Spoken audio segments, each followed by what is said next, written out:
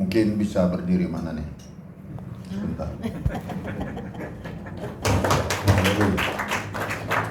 Ini sebelumnya juga kepercayaannya dari Islam, tetapi sekarang sudah menjadi pengikut Kristus, dan itu bukan karena faktor kebetulan. Ya, itu panggilan hatinya. Sesungguhnya walaupun profesiku sebagai hakim sejak tahun 2012 maksud saya, di Pengadilan Negeri Bengkulu kami bertugas, sudah sering melayani di berbagai macam gereja hingga sekarang hampir di seluruh Indonesia. Karena saya berpikir dimanapun kita bekerja, di situ tempat kemuliaan Tuhan ada. Amin. Ya. Jadi bukan hanya pendeta saja, misalnya pekerjaannya urusan Tuhan. Semua kita, pekerjaan kita harus urusan Tuhan, diutamakan. Nah, jadi judul ini sengaja saya kemukakan karena menyangkut dosa. Sepertinya akibat daripada perbuatan dosa itu tidak menakutkan lagi bagi umat Kristiani, pada khususnya yang sering membawa nama Yesus di dalam hidupnya. Suka bermain-main api dengan dosa, tak menakutkan lagi, sudah jadi hal yang biasa. Itu jadi bahkan sudah tahu perbuatan itu salah, bahwa itu melanggar dosa, dilakukan juga. Terkecuali mungkin dia tidak waras, dia tidak tahu perbuatan itu salah. Itu lain persoalan ya. Di pengadilan negara pun kalau orang gila, sinting, itu tidak dapat dipidana, tidak dapat dihukum. Tetapi saya percaya mereka-mereka yang melakukan perbuatan dosa itu adalah orang-orang cerdas, sangat tahu akibat hukumnya, dilakukan juga. Ini, bukankah sebenarnya Yesus Kristus atau Tuhan Allah kita tidak menghendakikan seorang pun yang binasa di antara hasil ciptaannya? Iya. Karena itu dicatat di dalam 2 Petrus 3 ayat 9, supaya mereka-mereka itu berbalik dari kesalahan atau dosa, sekaligus bertobat. Bertobat artinya memutus mata rantai dari semua kejahatan. Akan tetapi tetap perbuatan itu dilakukan. Ini. Nah, tapi untuk lebih jauh, apa sih perbuatan dosa? Walaupun sudah tahu mungkin saudara, tetapi saya perlu menyampaikan dulu apa saja dosa sebelum kita masuk kepada apa faktor penyebab dosa itu. Ya, coba diklik saudaraku. Ini dosa ini kan sebenarnya ada dua macam. Dosa yang tidak kelihatan, juga dosa yang kelihatan. Sekarang masalah dosa yang tidak kelihatan. Jika saudara berperilaku, berkepribadian baik, tapi saudara tahan kebaikanmu untuk menolong seseorang, misalnya, itu sudah termasuk kategori kualifikasi dosa. Coba bayangkan saja, seharusnya kita menolong seseorang yang terjatuh, biarkan. Itu sudah dosa. Kecuali saudara memang tidak memiliki sifat-sifat kepribadian dosa. Karena itu tegas diatur di dalam pasal Yakobus 4:17. Itu harus dicatat mendalam dulu itu. Saudara adalah orang-orang baik atau orang-orang tidak benar ini? Orang baik. Amin. Nah, kalau begitu saudara lah yang tahu sejauh mana saudara menahan kebaikan selama ini. Jangan simpan dalam hati kebaikan itu. Implementasikan dalam praktek sehari-hari. Saya tidak perlu terlalu jauh menyampaikan hal itu, tapi itu ada sekedar gambarnya itu. Lalu ke dosa yang tidak kelihatan lagi. Kalau ada rasa kepahitan yang dalam malah, apakah seperti ada kebencian, ada dendam, ada sakit hati, ada pertikaian, pemarah, pokoknya kerjanya marah-marah terus, tensi mungkin 180. Kalau marah boleh, tetapi kalau sebentar-sebentar marah, ini ada yang tidak sehat ya. Memfitnah, ngata-ngatain orang lain, padahal dirinya sendiri lebih kotor. Itu juga dosa. Nah, diminta di ayat 2-nya, dia 32-nya, Efesus 4:31, ayat 2-nya itu, saling mengampunilah. Memang berat kita mengampuni kesalahan orang yang sangat-sangat menyakiti hati. Terutama wanita mungkin sangat berat. Hanya ngomongnya doang, bagaimana ini sakit hati ini. Seperti lagu itu kan? Sakitnya hati ini. Orang yang merasakan sakit hatinya itu, dia yang tahu ya. Tapi jangan coba-coba simpan kepahitan itu. Dampaknya kepada dirimu sendiri yang menyimpan sakit hati tadi.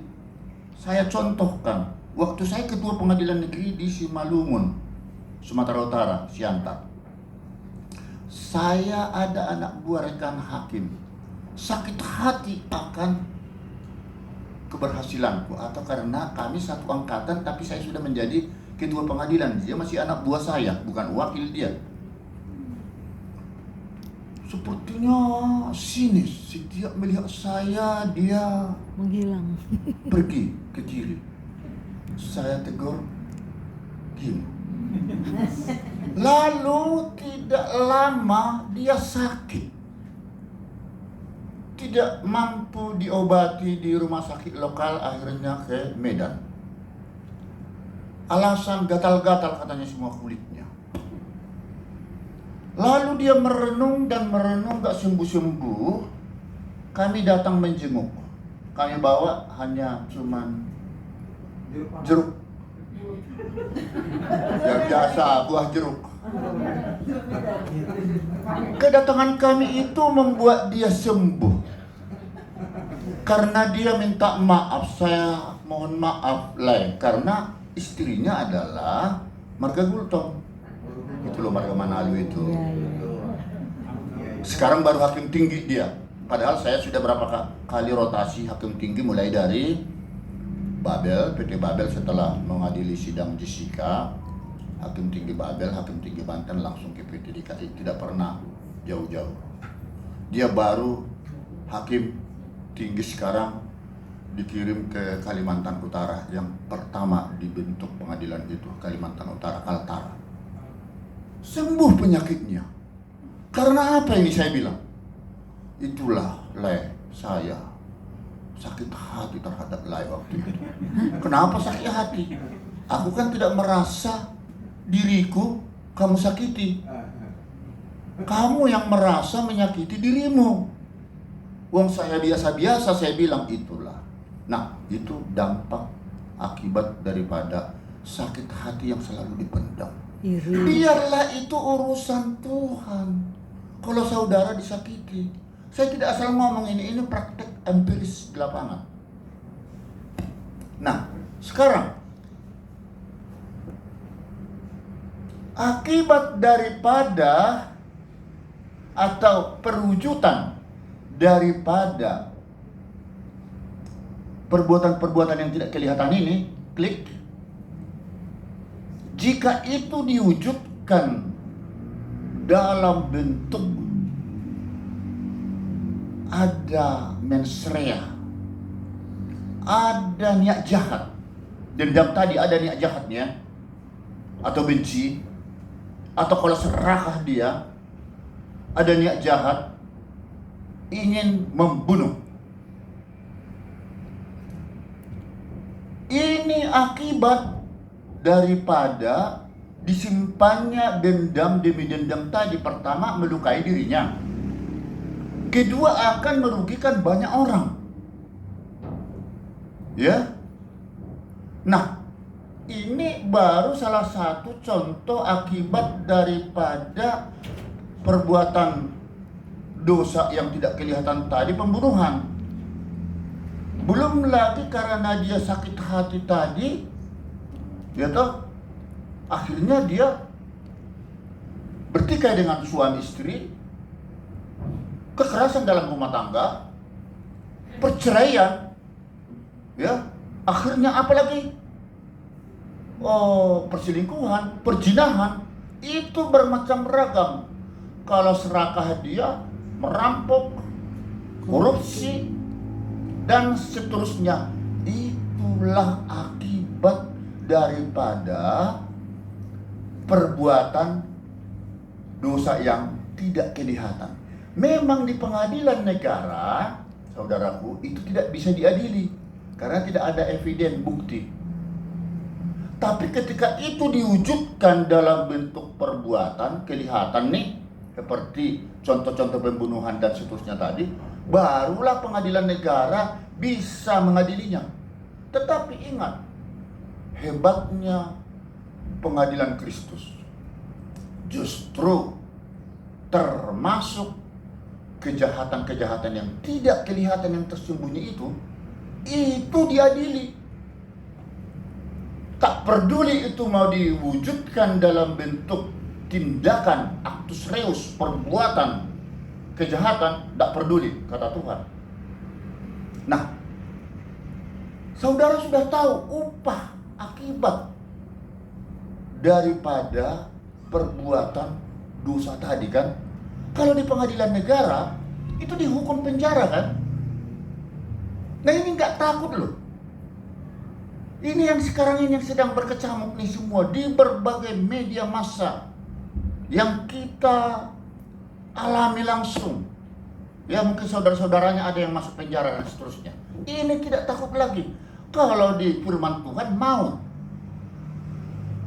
Ya, Roma 6:23. Ini upahnya maut. Maut artinya kematian. Kematian itu terpisah hidupnya dia dengan Kristus. Mengerikan. Nah, yang menjadi persoalan krusial kembali, dosa tidak hanya di sana. Perwujudan dendam tadi yang seperti saya katakan itu, pembunuhan. Saya ingin contohkan tidak hanya teori. Ya, di Kejadian 4 ayat 8 mungkin masih ingat, bersaudara Kain dengan Habel. Hanya gara-gara korban bakaran. Korban bakaran si Kain tidak diterima Allah, sedangkan Habel diterima. Lalu benci si Kain dengan adiknya, sekalipun Tuhan sudah mengingatkan. Ini langsung loh Tuhan mengingatkan si Kain. Kenapa hatimu panas, Kain? Kenapa mukamu muram durja? Bukankah kamu tidak akan tahu nanti di depan pintu dosa sudah mengintip apabila kamu terus berkeras hati? Tapi masa bodoh si Kain. Justru diajaknya si Kain, saudaranya itu, ke satu ladang, diambil itu kayu, dihantam dari belakang hingga meninggal. dibunuh. Allah juga tahu dia dibunuh karena darahnya, suaranya menangis, minta tolong kepada Allah. Begitu kejamlah manusia atau Kain itu mau membunuhnya. Dan pada saat zaman dahulu Allah memang langsung melakukan hukuman.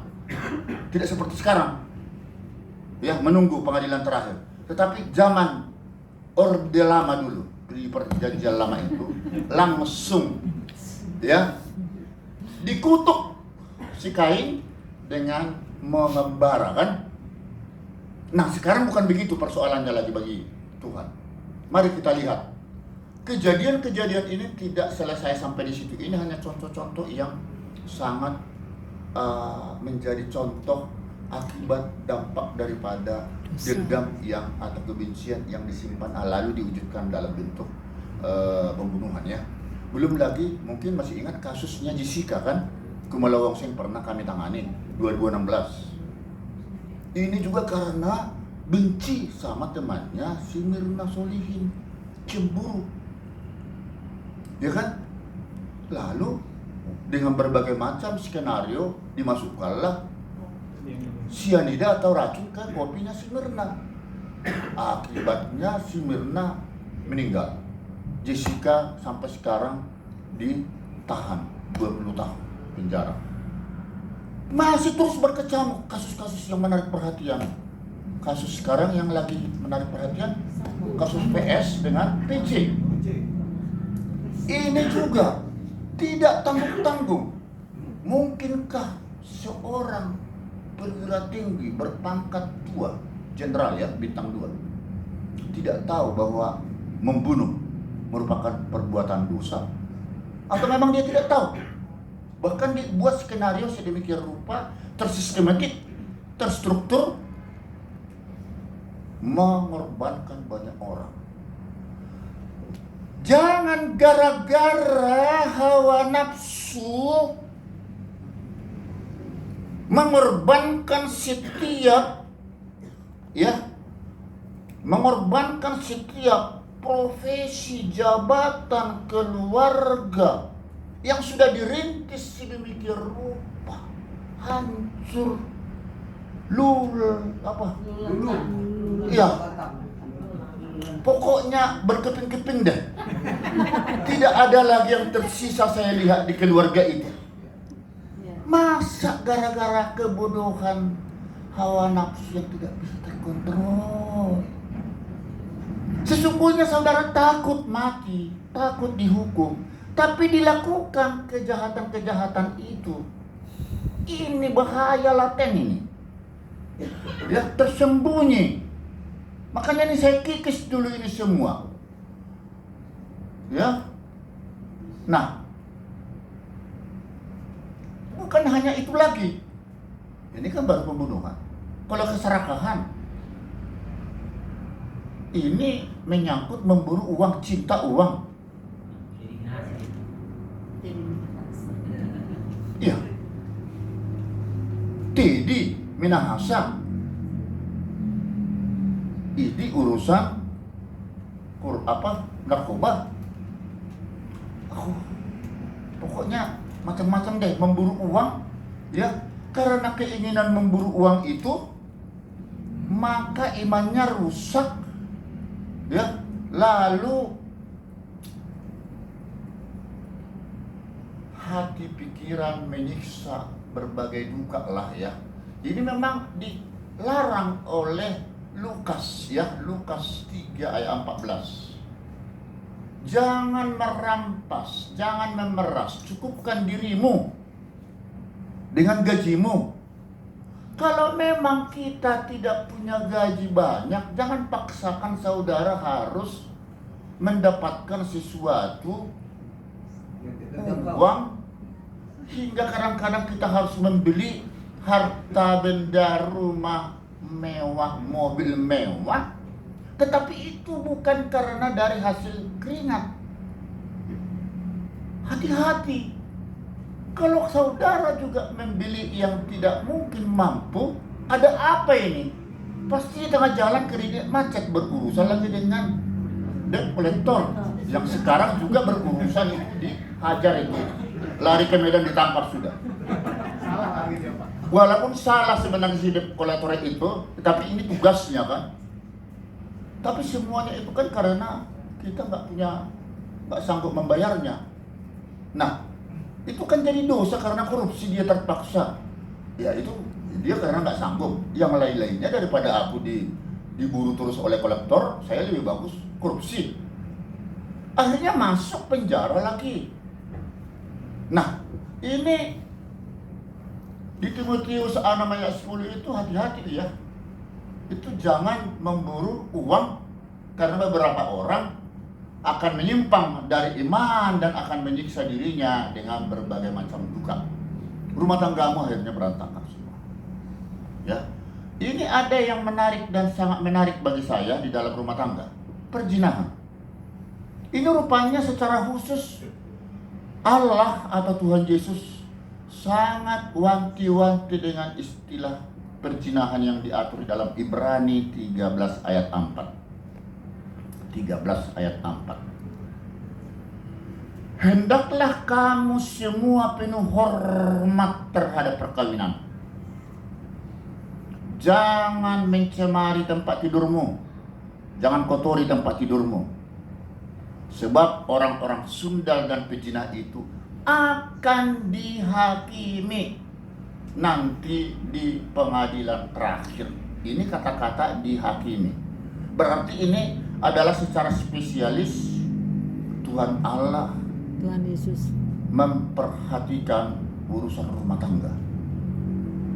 Ini ternyata juga cukup banyak dilakukan oleh banyak keluarga-keluarga yang notabene-nya baik-baik di rumah. Pura-pura baik. Akan tetapi semuanya kotor semua. Dikiranya tidak tahu Tuhan. Sangat tahu. Nanti akan kita bicarakan pengadilan Kristus, ya. Nah, jadi semua perbuatan-perbuatan yang terjadi tadi, yang saya uraikan tadi, bukankah tidak diketahui oleh oknum-oknum itu bahwa itu adalah dosa yang disengaja? Dicatat di dalam Ibrani 10, 26, 27 itu. Jika dengan sengaja perbuatan dosa itu sudah memperoleh pengetahuan yang benar, tapi dilakukan juga, maka tidak ada lagi pengampunan dosa bagi orang itu. Dan hukumannya kematian yang mengerikan, menggenaskan di pengadilan terakhir. Itu, disimpulkan oleh Kristus. Semua perbuatan kita tadi yang notabene-nya di pengadilan negara yang kita lakukan diambil alih, ambil over oleh Kristus, karena semua itu dilakukan adalah atas pengetahuannya. Hati-hati kalau ini tidak segera bertobat, mumpung masih ada pertobatan sebelum pengadilan Kristus tiba. Tapi kalau sudah ada pengadilan Kristus tiba, tidak berlaku lagi pengampunan dosa. Hati-hati. Ini perlu saya camkan baik-baik. Klik. Karena itu, ya lebih bagus kita memperhatikan nih sebelum masuk ke situ. Dari hasil penelitian saya kepada para narapidana itu yang sedang menjalani hukuman di Lembaga Pemasyarakatan Cipinang Jakarta dan Lembaga Pemasyarakatan Nusa Kambangan. Saya diminta berkhotbah di dua tempat itu. Saya tanya satu persatu orang itu, bukan lagi semata-mata khotbah seperti begini saya. Apa yang menyebabkan saudara hingga bisa masuk ke Hotel Prodeo ini? Gratis. Tapi dikawal, saya bilang. Senang enggak di sini? Jawaban pertama, kami di sini merana, Pak. Tidak lagi berkumpul dengan keluarga. Kamu masih sadar setelah di sini? ada orang yang tidak sadar kalau dia rumah tangganya masa bodoh. Saya bilang, iya Pak, saya sekarang sadar. Apakah kamu setelah sudah kena batunya begini baru sadar? Iya Pak. Ini satu. Kedua, apa yang menyebabkan kamu sebenarnya melakukan perbuatan jahat ini? Bagi mereka yang tidak punya uang, karena tidak punya uang, aku mencuri, merampok, korupsi Pak. Aku juga mengedarkan narkoba Pak. Tahu itu salah? Tahu Pak. Hebat kamu. Sudah tahu pun salah dilakukan juga ya. Tidak tahu kamu akan dihukum seperti ini? Tidak tahu sampai sedahsyat ini Pak. Sekarang kamu rasakan? Sudah Pak. Wah, ini jawabanmu semua benar. Kalau di perguruan tinggi atau mahasiswa kamu lulus ini. Tapi ini sebenarnya memberatkan kamu, saya bilang. Iya, ini calon-calon mau masuk surga atau masuk neraka, saya bilang. Ya kalau boleh Pak, masuk surga. Nah, ini nih, berat ini. Kamu mau memulai hidup baru, saya bilang. Mau Pak. Makanya saya jadi pengerja gereja di tempat ini. Wow, boleh juga ini. Kemudian, kalau saya sudah banyak duit Pak, akhirnya saya judi, mabok, selingkuh. Jadi apa yang tertera sebenarnya di dalam firman Tuhan itu mirip juga sama dengan yang dilakukan oleh saudara-saudara. Tetapi saya untuk membuktikan hasil penelitian itu, saya lebih bagus tanya langsung kepada oknumnya. Benarin nggak itu? Ternyata memang benar, saudaraku. Dan akhirnya faktor utama yang sangat fundamental adalah rupanya memuji memuliakan Tuhan itu hanya lip service. Mengucapkan percaya, ia percaya, tetapi itu di mulut. Pelaksanaan urusan nanti. Begitu. Jadi tidak pernah dia merasakan takut akan Tuhan.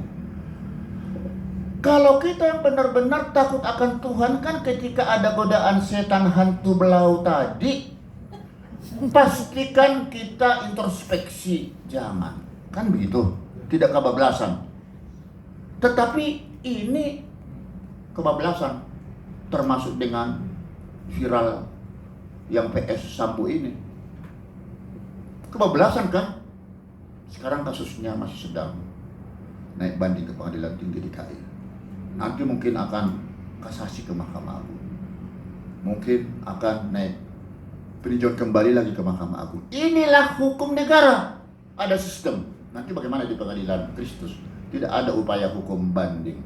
Final and binding, mempunyai kekuatan yang pasti.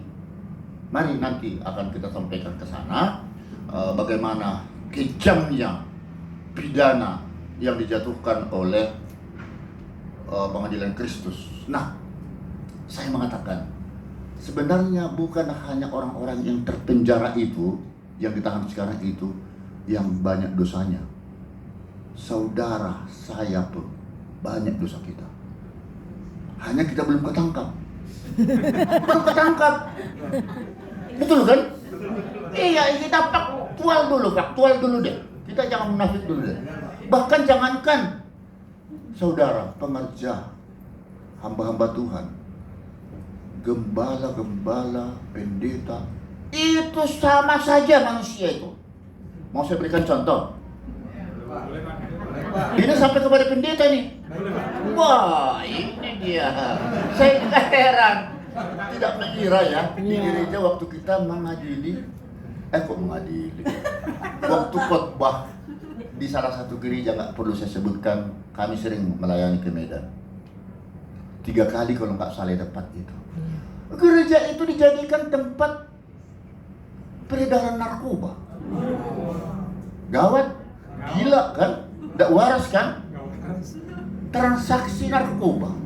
Karena marah istrinya, ditampar istrinya.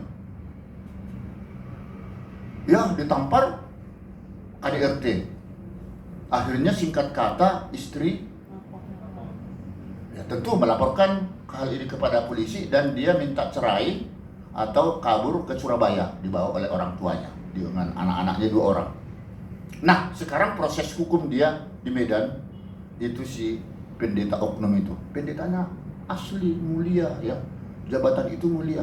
Oknumnya manusianya ini. Nah, itu kan sangat bagaimana tuh? Luar biasa memalukan kita semua kan? Jadi ini tidak main-main loh ini. Tidak main-main, koreksi sekarang. Jangan terlena dulu dengan ungkapan-ungkapan kata-kata permainan dosa ini. Karena ini kita introspeksi kepada diri kita masing-masing ini. Kuasa kegelapan. Lah, sekarang kalau memang kita tidak memiliki uang, cukupkan dengan gajimu tadi, penghasilanmu, ya, kenapa saudara selalu menggunakan hawa nafsu seperti diatur dalam 1 Petrus 1:14 ini? Dengan adanya pertikaian dalam rumah tanggamu seperti ini, berdampak luas bukan hanya antara saudara dengan istri suami, anaknya pun hancur. Nanti anak ini pun turun-temurun karena sudah lingkungan mempengaruhi dia. Akan juga seperti itu. Kita tidak tahu. Ya, ini hanya karena hawa nafsu tadi yang menguasai kamu pada waktu kebodohanmu. Ini camkan baik-baik saudaraku. Lalu lebih bagus jangan jual dirimu seperti wanita ini. Apa istilahnya saya buat di situ, sengsara membawa nikmat. Lebih bagus sengsara membawa nikmat daripada nikmat membawa sengsara. Kalaupun saudara mengalami kesengsaraan karena hidupmu pas-pasan, sebenarnya sih bekerja dengan lebih sungguh, ya kan? Kalau memang itu hasilnya, janganlah menuntut istri kamu gajimu cuma begini saja. Terima apa adanya, sambal apa adanya, tahu tempe apa adanya. Kalau memang ingin supaya lebih, cari kerja sampingan lain. Bisa. Saya tahu enggak kalau seperti saya itu sampingannya banyak loh. Bukan karena korup. Mengajar di Desa Unggul, mengajar di USU, ya. Kemudian menjadi narasumber di berbagai satu gereja, di tempat-tempat khusus diminta, termasuk di perguruan tinggi dipanggil. Jadi banyak hal. Jadi ngapain saya harus menghancurkan moralitasku? Bukan tidak banyak yang menggoda saya dalam hal urusan ini. Sangat berpotensi. Bahkan ada pendeta, ini kami adili waktu Jakarta Pusat.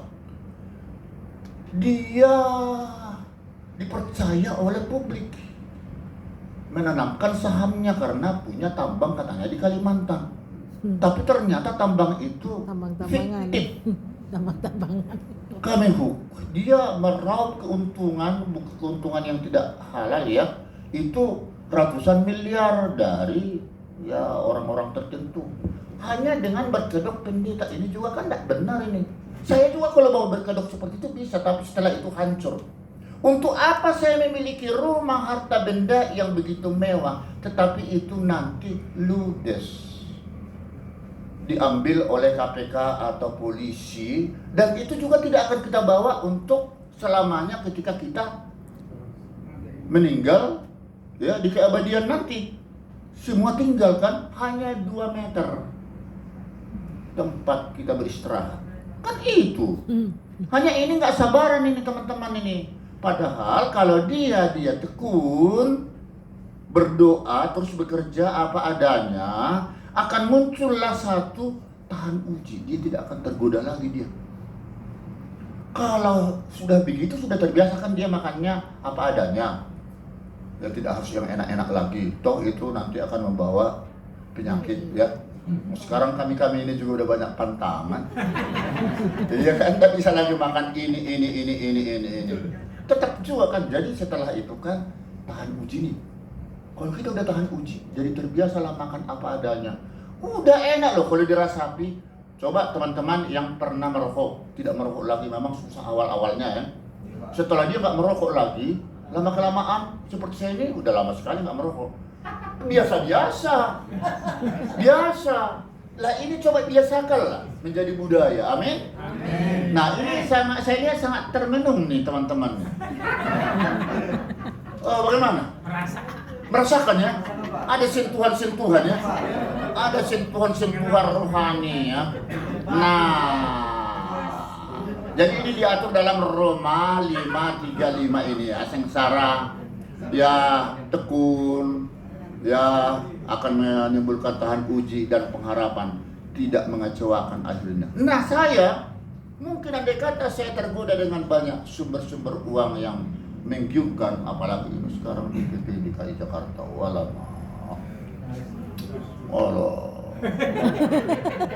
Ini lagi bergulat saya, jangan sampai, godaan selalu ada. Saya harus mampu menahan diri, jangan sampai setelah di sini saya puncak karir ini, apalagi siapa tahu saya masih diberi kesempatan oleh Tuhan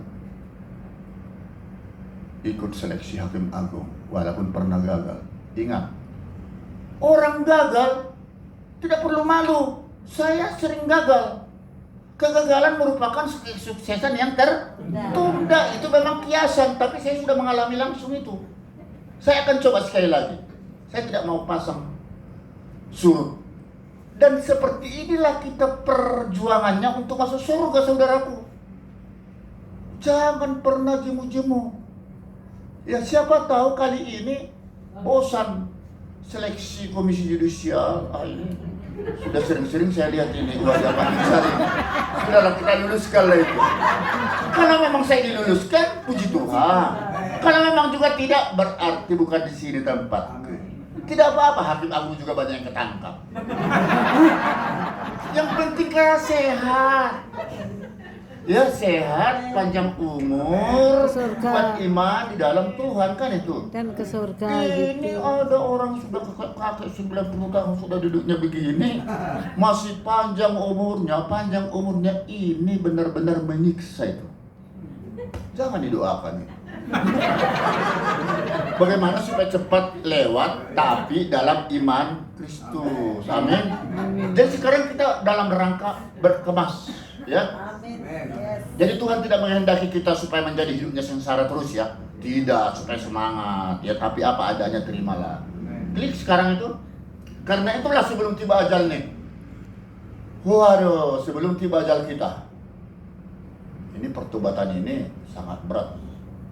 Kunci rahasia kehidupan, saudara, kalau sebelum mati dan saya, kesempatan memang memperbaiki diri. Entah apapun itu ceritanya, dengan perbuatan-perbuatan yang kelihatan dengan tidak kelihatan tadi. Soal Tuhan tidak mau menanggapi, itu hak prerogatif daripada Kristus Tuhan ya. Tetapi yang penting, mari kita memperkarakan setiap persoalan hidup ini kepada Tuhan, bukan lagi ke pengadilan negara. Ya, karena pengadilan negara tadi sudah tahu rasanya seperti apa. Sekarang pengadilan Kristus kan belum mengalami nih. Ya toh?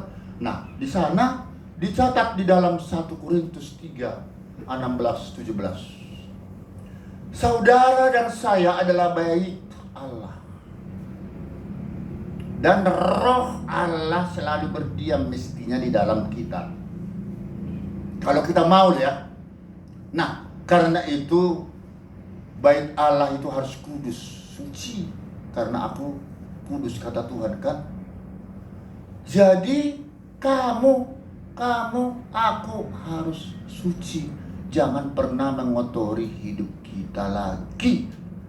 Sekecil apapun, hingga di dalam ucapan-ucapan, sifat tingkah laku pun, ketika sempat terlanjur karena sudah terbiasa, minta pengampunan kepada Tuhan. Soal kapan Tuhan mengampuninya, nah ini hak dia. Yang penting jangan lakukan lagi seperti dalam Kisah Para Rasul ini 3:19-20. Sadar itu apa sih? Insaf. Sudah, kan sudah puas saudara melakukan dosa. Sudah lupa. Oh, ini ingat ya. Iya Pak, dia bilang. Karena kebanyakan.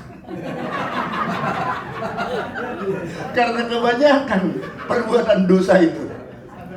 Sudahlah, catat dalam buku harianmu. Apa aja dulu. Laporkan itu kepada Tuhan. Perkarakan. Ya. Nah, jadi di situ barulah kita sadar, lalu tobat itu artinya memutus mata rantai dari kejahatan tadi. Supaya apa? Dosamu itu kata Tuhan dihapus. Ini kan firman Tuhan. Tuhan itu nanti akan mendatangkan kelegaan kepada hidup saudara. Karena apa? Yesus itu sudah bertahta di hatimu. Kalau Tuhan sudah ada dalam hidupmu, tapi masih melakukan perbuatan dosa, ini berarti Tuhan tidak ada di sana. Yang ada roh jahat. Tapi ketika saudara bisa stop melakukan pelanggaran dosa tadi yang kelihatan tidak kelihatan, berarti Tuhan ada bertahta di sana, berdiam diri di sana. Bisa tidak kita menggenggam di erat-erat? Ada di sana disebutkan memang pertobatan yang sejati. Wih, sejati itu cinta sejati. Berarti ini setia banget nih. Tidak boleh luntur. Saya melihat doa pagi daripada Pak Eras selalu hidup suci. Selalu terus tidak bercela. Ini mungkin karena hampir ya tidak, walaupun ini membosankan, tapi memang ini terus yang menjadi ya permasalahan hidup, selalu dilanggar. Yang dinamakan mencintai dunia, ini adalah bukan tidak bisa mencintai semua itu, bisa. Tetapi jangan ke situ pikatan hati lalu jadi melupakan Tuhan. Kita memiliki sesuatu benda itu haruslah akibat daripada penghasilan kasih karunia daripada Tuhan, bukan dari hasil perbuatan kotor. Gitu loh. Ini yang seberang sana, waduh, istrinya di mana-mana setiap pergi dinas atau segala macam ada khusus pelayan. Nah, ini sudah dibiasakan, ini menjadi kebiasaan jasmani. Ini memang cinta dunia yang harus kita hindari. Kita harus terhindar dari semua itu. Amin. Amin. Ya, jadi karena itulah ini berapa menit lagi? Masih banyak, Pak. Banyak. Ya, jadi kalau begitu habis menyanyi kita pengadilan Kristus. Mulai saya akan tayangkan. Ya, kalau begitu satu-satunya jalan yang harus kita pilih dalam hidup ini Tuhan Yesus. Amin. Amin. Bagaimana caranya supaya Tuhan Yesus selalu berada dalam hidup kita? Sebelum saudara keluar dari pintu rumah mau ke kantor, ingat dulu Tuhan. Amin. Minta petunjuk dulu supaya saudara merasa dilindungi. Kita harus konsisten. Kalau kita sudah meminta Tuhan melindungi hidup, lalu ketika keluar dari rumah bawa kendaraan atau segala macam, sudah berbagai macam godaan setan, saudara harus konsisten dengan petunjuk tadi. Saya kira nggak ada masalah. Ya, amin. Amin. Kalau begitu mari pemusik kesini dulu. Musik Aku Memilihmu Tuhan. Amin. Yes. Kita harus memilih Tuhan. Lagu ini bukan lagu baru, terlalu sering. Tapi saya senang aransemen musiknya sudah saya berikan. Kalau biasa-biasa saya tidak ikut menyanyi. Ya.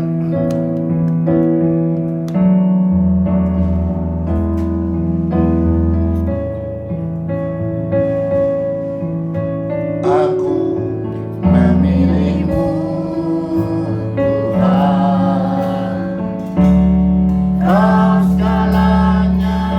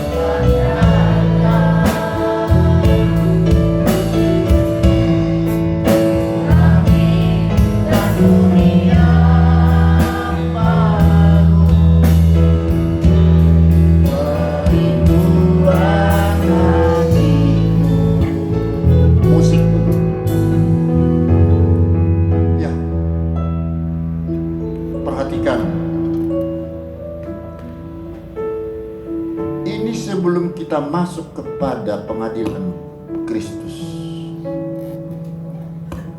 Karena pengadilan Kristuslah yang akan menyelesaikan setiap atau akhir daripada perbuatan kita selama ini. Jangan pernah bandel, keras kepala lagi. Firman kebenaran Tuhan hari ini merupakan ancaman terakhir saya sampaikan kepada saudara.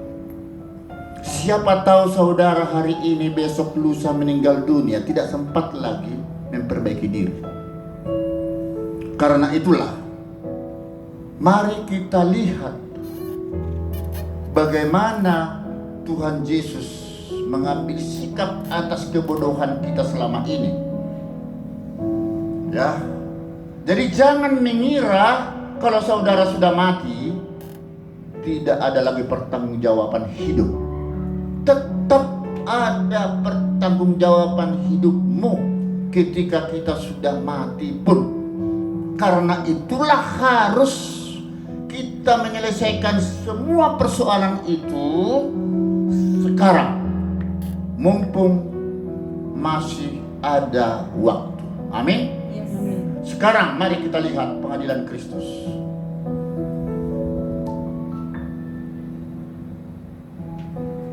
Saya sengaja memberikan ilustrasi di sana, gambar itu. Kalau di dalam pengadilan Kristus itu gambar suasananya semuanya berpakaian putih. Itu adalah malaikat-malaikat Yesus. Sedangkan Tuhan Yesusnya di ujung sana tuh. Ini diadili seluruh Umat manusia di dunia. Tidak persoalan dia agama manapun. Iya. Di sini satu kehebatan, keunggulan kita. Sudah tahu saudara bahwa yang mengadili kesalahan kita hanya satu-satunya hakim tunggal, Kristus Yesus. Yang sebelumnya dia penebus, pemohon maaf. Akan tetapi saatnya dia nanti di pengadilan Kristus, tiada maaf bagimu. Dia datang bukan lagi mencari orang-orang yang salah, yang berdosa. Bukan. Supaya diampuni. Ya, kalau sebelumnya memang dia datang untuk mencari orang-orang yang berdosa supaya bertobat. Sedangkan yang benar tak perlu lagi, karena itu teruslah berbuat baik. Akan tetapi dia datang bukan mencari damai lagi di pengadilan Kristus, tapi membawa pedang, menghajar semua yang tidak mau bertobat tadi. Lihatlah di dalam pengkhotbah 12:14 itu. Akhirnya Allah akan membawa setiap perbuatanmu ke pengadilan. Pengadilannya juga tersembunyi. Apakah perbuatanmu jahat selama ini? Ataukah perbuatannya benar? Dan yang sangat mengetahui perbuatan itu hanya Tuhan Yesus. Ya. Pengadilan ini untuk meminta pertanggungjawaban. Ini nanti di dalam Wahyu muncul itu semua orang mati. Ya, coba teruskan dulu. Saya belum masuk ke Yeremia. Klik dulu.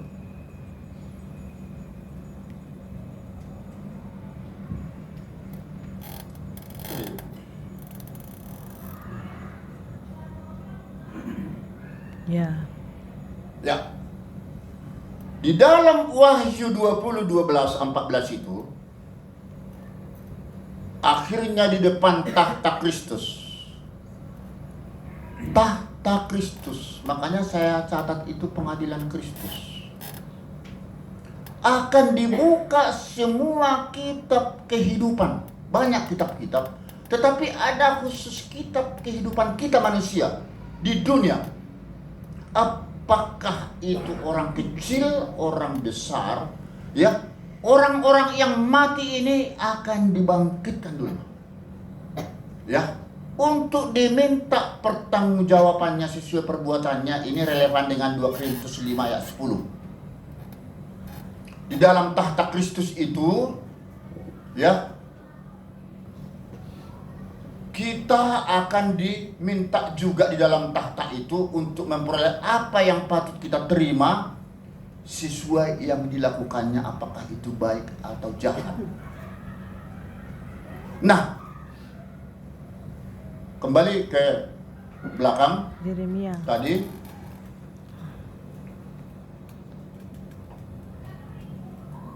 Bukan yang itu tadi ya, pengkhotbah.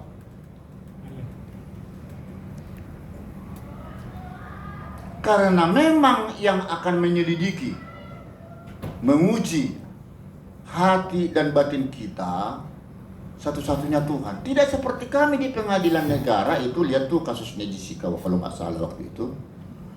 Kami hakimnya di ujung sebelah sana. Sebelah sana itu ada penasihat hukum, sebelah sini yang membelakangi itu jaksa penuntut umum, ini penonton kamerawan. 3 orang yang mengadili. Banyak pihak-pihak kalau di pengadilan negara yang akan memeriksanya. Akan tetapi di dalam pengadilan Kristus, jangan digoyang dulu, jangan diganti. Ya, di dalam Yeremia 17 ayat 10 itu, justru Tuhan Allah atau Yesus Kristus sendirilah yang menyelidiki hati kita, yang mengujinya. Menguji batin. Ya, semua itu tujuannya untuk memberi balasan setimpal dengan tingkah langkah dan perbuatan kita. Lah, kalau di pengadilan negara ada pembelaan, di sana tidak ada pembelaan, saudara. Ada yang minta tolong. Bahkan itu publik ya mencoba mempengaruhi putusan hakim supaya hukum mati, hukum ini dan seterusnya. Di pengadilan Kristus tidak ada lagi, saudaraku. Dan tidak ada lagi jawaban berbohong di sana si terdakwa itu. Kita ini semua nggak ada bisa lagi. Oh, saya yang disuruh, Pak. Atau kamu suka menggoda suami orang lain ya? Iya, katanya. Itu kan ditanya lagi. Sudah dilihat dalam buku catatan kehidupan. Kalau kami di kitab undang-undang hukum pidana, hukum perdata ya. Kalau seperti perceraian di KUH perdata, kalau di pidana itu KUHP, kitab undang-undang hukum pidana. Ya. Itu sudah kita baca di sana, oh kamu kena pasal ini, kamu ancaman hukumanmu begini. Sedangkan kalau Kristus tidak ada lagi kalimat-kalimat seperti itu. Ada tidak tercatat namamu di dalam kitab kehidupan. Tuhan mengadili umat manusia dengan membuka kitab itu. Di buku itu telah tercatat semua kepribadian saudara. Mulai saudara memiliki sifat-sifat lahir jasmani sejak lahir hingga sekarang. Itu dicatat dari ujung rambut sampai alas kaki. Hanya Dia yang tahu, saudaraku. Nah, jadi masih bisakah kita membohongi Tuhan Yesus pada waktu kita meninggal dunia nanti? Bukan aku, pasti saya lolos dari hukuman mati, hukuman maut. Tidak bisa lagi. Tidak ada pertolongan sama sekali lagi. Tercatat ya sudah. Kalau tercatat berarti saudara bersyukur. Itulah mereka-mereka yang memiliki integritas sikap kepribadian yang dikehendaki Tuhan. Dan disitulah nanti ada muncul kehidupan yang kekal selamanya. Tidak akan mati-mati lagi. Tidak ada lagi perseteruan dosa di sana. Itu yang kita dambakan karena ada nama kita tercatat di sana. Tapi untuk bisa masuk ke arena itu kan penuh perjuangan luar biasa kan itu. Ya toh? Nah, sedangkan selanjutnya coba klik lagi di Wahyu. Ini metode atau cara Tuhan menyidangkan perkara ini. tidak terlalu sulit seperti kami. Ini ada pemeriksaan berkas, baca dulu, tahu persoalannya, faktanya seperti apa, lalu dilakukan penyidikan, penuntutan oleh jaksa, ya, pembelaan, semua macam-macam hingga kepada putusan. Kalau ini hanya dilihat namamu, ada si Menosiki di sini atau si Badu atau si Endang Lestari, tertuliskah namamu di sana? Dangadong, tidak ada. Bagaimana caranya supaya tercatat di sana? Bertobatlah. Karena kalau yang tercatat itu kan prosesnya panjang memang. Jalan masuk ke surga kita sudah tahu teorinya, sempit. Lebarlah kepada kebinasaan. Kepada kebinasaan itu yang sering banyak orang seperti tadi perjalanan hidup kita yang banyak sekali masalah hukum. Tapi bagaimana? Bisa tidak saudara, sanggupkah menempuh jalan hidup yang dirintis oleh Kristus ini? Amin, bisa. Harus bisa. Kalaupun dikatakan bisa, tetapi terus berupaya dan berupaya. Kita sekarang masih proses untuk bisa semakin sempurna. Singkat kata, kalau memang tidak ada lagi tercatat di sana, Tuhan tidak terlalu mempersoalkannya lagi. Tidak perlu lagi kita didik orang-orang seperti itu, karena sudah selesai pembinaan, tinggal pembinasaan. Yang sekarang yang sedang saya giring, Bapak Ibu Saudara termasuk diriku, adalah menggiring bagaimana supaya kita tercatat di dalam kitab kehidupan ini, kitab kehidupan Tuhan. Saudara harus percaya atau tidak, tapi tidak ada alasan tidak percaya bahwa Tuhan Yesus itu memiliki kitab kehidupan saudara, kitab kehidupan saudara. Masa saudara nggak percaya kalau saudara sudah dicatat kehidupanmu sekarang? Makanya saya katakan tadi, di pengadilan negara itu hukumannya masuk penjara, dipermalukan, terputus dengan keluarga semua, hancur hidupnya, hidup melarat.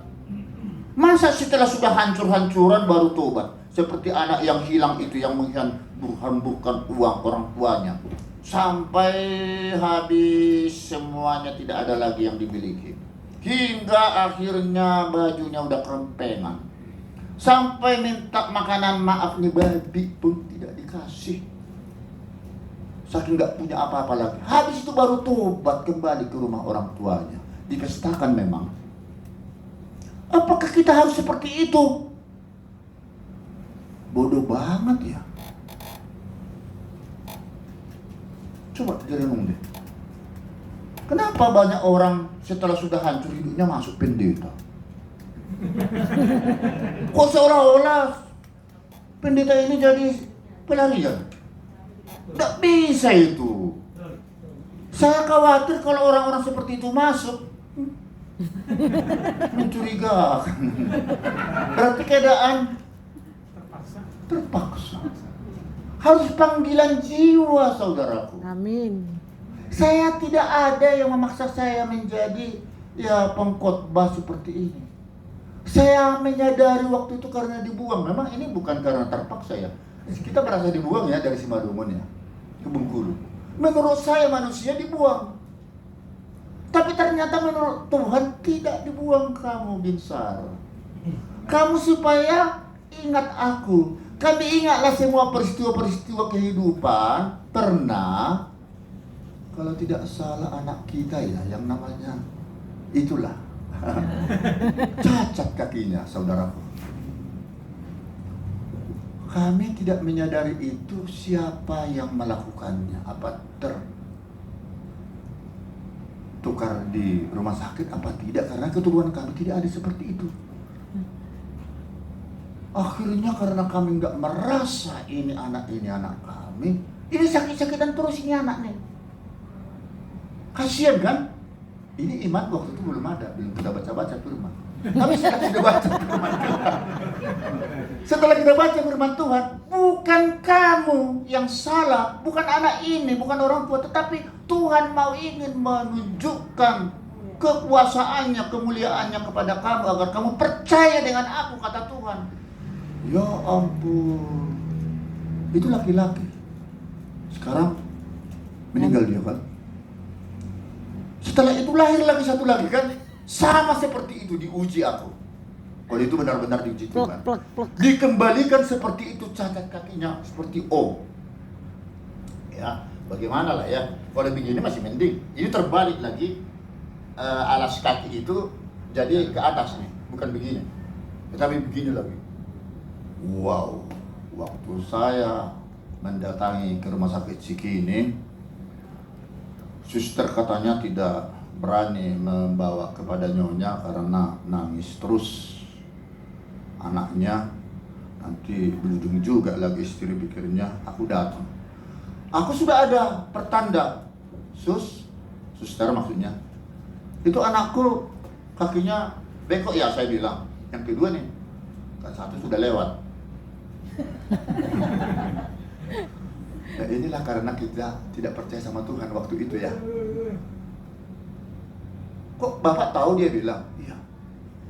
Dia nangis terus. Kami belum berani memberikan ke ibunya. Mari, anakku saya gendong. Karena situ saya sudah tahu firman Tuhan. Bukan kamu yang salah. Bukan anak ini yang salah. Tetapi kuasa Tuhan mau ditunjukkan kemuliaannya kepadamu. Saya gendong. Anak ini ketawa dia. Tidak nangis-nangis lagi. Saya suruh diserahkan kepada nyonya anak itu. Dan sekarang dia sudah menjadi pengacara, sekaligus menjadi kurator, ya. Dan dia sudah menikah dari Medan. Ganteng orangnya. Iya, tidak ada cacat sedikit pun, tapi tetap berupaya percaya sih percaya, tetapi diobati. Jangan hanya tinggal percaya, tetapi kita tidak pernah mengatakan perbuatan harus ditindaklanjuti kan itu. Berobat hanya sebulan, 2 bulan di ortopedi bagian tulang. Sembuh, tidak ada cacat sama sekali. Haleluya. Amin. Nah, itulah yang mendorong saya dan istri jadi tidak ada alasan tidak melayani Tuhan. Karena kesaksian hidup kita banyak banget. Apalagi seperti saya itu banyak merasakan orang-orang yang berhadapan dengan hukum, kan begitu. Itulah yang saya curahkan kepada Bapak Ibu Saudaraku. Makanya sekarang camkanlah baik-baik firman Tuhan ini. Sekali-sekalinya kita di sini. Mudah-mudahan masih diundang saya ke sini. Ada yang berikutnya. Amin. Haleluya. Baik, mari kita akhiri dengan doa. Pas waktunya kan? Pas.